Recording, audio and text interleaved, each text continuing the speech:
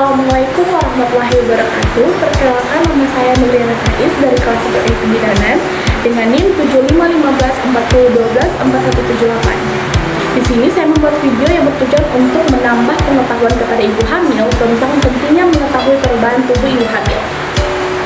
Nah, yang pertama, perubahan anatomi. Perubahan anatomi ini ada perubahan pada sistem reproduksi. Perubahan pada sistem reproduksi yang pertama ada rahim yang membesar dari seukuran buah pir menjadi seukuran buah semangka pada akhir kehamilan. Nah, ini terjadi untuk mengakomodasi pertumbuhan janin, plasenta, cairan ketuban. Rahim juga berpindah posisi dari dalam rongga panggul ke rongga perut. Yang kedua ada payudara membesar. Sebagai respon terhadap peningkatan hormon estrogen dan progesteron, saluran ASI mulai berkembang dan kadang terasa nyeri atau lebih sensitif di trimester yang ketiga. Bisa keluar kolostrum atau cairan awal ASI berwarna kuning. Nah, yang ketiga ada serviks yang melunak. Proses ini disebut ripening dan akan menebal selama awal kehamilan, lalu menipis dan membuka saat menjelang persalinan. Baik, yang kedua ada perubahan pada sistem pencernaan.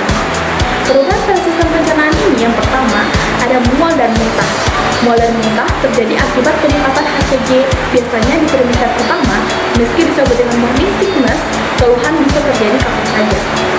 Berikutnya ada rasa tidak nyaman di perut, juga bisa timbul karena ada tekanan rahim pada lambung dan usus serta akibat produksi asam lambung yang meningkat. Yang berikutnya ada sembelit. Sembelit ini sering terjadi karena otot-otot usus menjadi lebih lambat bergerak akibat pengaruh hormon progesteron serta tekanan dari rahim ke usus yang besar. Nah, yang ketiga ada perubahan pada sistem kardiovaskular. Yang pertama, volume darah meningkat hingga 40-50% untuk mencukupi kebutuhan janin dan plasenta, serta untuk persiapan kehilangan darah saat persalinan. Yang kedua, jantung bekerja lebih keras. Curah jantung jumlah darah yang dipompa meningkat, terutama pada trimester kedua dan yang ketiga. Baik, berikutnya yang ketiga ada tekanan darah awalnya turun, lalu kembali normal atau sedikit naik di akhir kehamilan. Tekanan darah tinggi harus diwaspadai karena bisa mengarah ke preeklamsia. Berikutnya, yang keempat, perubahan pada sistem muskuloskeletal. Yang pertama, perubahan postur. Karena pusat gravitasi tubuh berpindah ke depan, hal ini membuat ibu hamil sering berdiri atau berjalan sedikit membungkuk ke belakang. Yang kedua, ada sendi dan ligamen menjadi lebih longgar akibat hormon relaksin yang membantu persiapan tubuh untuk persalinan, tapi ini juga bisa membuat sendi mudah nyeri. Baik, berikutnya yang ketiga ada nyeri punggung dan nyeri panggul. Adalah keluhan umum karena beban ekstra perubahan postur serta tekanan dari rahim dan janin. Baik, yang kelima ada perubahan pada kulit. Yang pertama yaitu stretch mark. Muncul akibat kulit yang merenggang terlalu cepat, terutama di bagian perut, paha, pinggul, dan payudara. Warnanya bisa menjadi merah muda, ungu, atau putih, tergantung kondisi kulit. Yang kedua, ada linea nigra. Linea nigra itu adalah garis hitam yang muncul di perut bagian tengah. Ini normal dan biasanya akan memudar setelah melahirkan. Yang ketiga, ada melasma topping. Melasma ini adalah topping kehamilan adalah bercak hitam di wajah karena peningkatan melanin, sering muncul di pipi, di dahi, atau di atas bibir. Berikutnya yang keenam ada perubahan sistem pernapasan. Yang pertama, frekuensi nafas yang meningkat karena kebutuhan oksigen meningkat dan karena rahim yang mendorong diafragma ke atas. Meski jumlah napas per menit tidak naik drastis, volume udara tiap napas volume tidak meningkat. Aku bisa merasa cepat ngos-ngosan meskipun hanya melakukan dengan aktivitas ringan. Baik, berikutnya yang ketujuh ada perubahan sistem urinaria. Frekuensi buang air kecil meningkatnya karena tekanan rahim pada kandung kemih, terutama pada trimester yang pertama dan yang ketiga. Peningkatan aliran darah ke ginjal juga membuat produksi urin meningkat. Resiko infeksi saluran kemih juga meningkat karena uretra lebih pendek dan hormon membuat otot ureter jadi lebih rileks.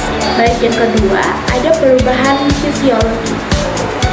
Yang pertama, hormon yang berperan estrogen merangsang pertumbuhan rahim dan payudara, membesar aliran darah ke organ reproduksi, serta mempersiapkan tubuh untuk persalinan. Progesteron mencegah kontraksi dini rahim, untuk menjaga kehamilan dan menyebabkan relaksasi otot polos yang menyebabkan sembelit dan heart burn (HCG).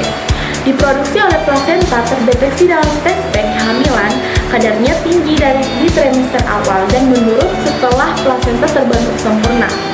Oksitosin dan prolaktin muncul lebih dominan menjelang dan setelah persalinan, berperan dalam kontraksi rahim dan produksi ASI. Berikutnya, ada perubahan metabolisme. Nah, yang pertama, metabolisme meningkat untuk mendukung pertumbuhan janin. Ibu memerlukan tambahan energi terutama setelah trimester yang pertama.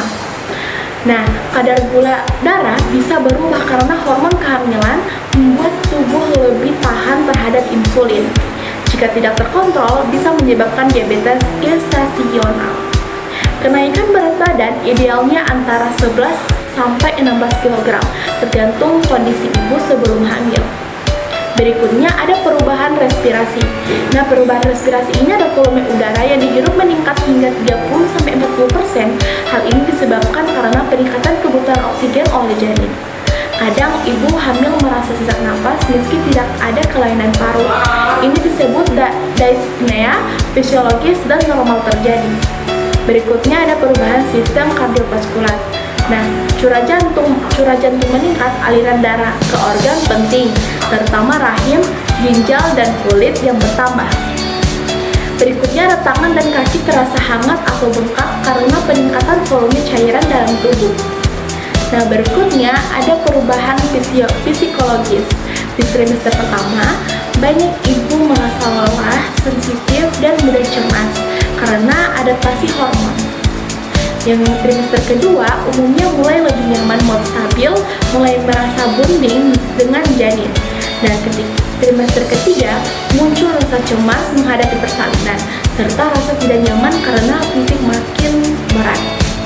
Dukungan pasangan dan keluarga atau lingkungan sangat penting untuk menjaga kesehatan mental ibu hamil. Semua perubahan ini adalah bagian alami dari proses kehamilan dan menunjukkan bahwa tubuh sedang mempersiapkan kelahiran bayi. Penting bagi ibu hamil untuk memahami perubahan ini agar tidak panik dan bisa lebih siap secara fisik dan mental. Jangan lupa untuk tetap konsultasi rutin ke bidan atau dokter kandungan dan jaga pola hidup sehat ya. Dadah.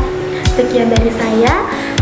Bila ada salah kata, mohon maaf. Wabillahi taufiq wal hidayah. Wassalamualaikum warahmatullahi wabarakatuh.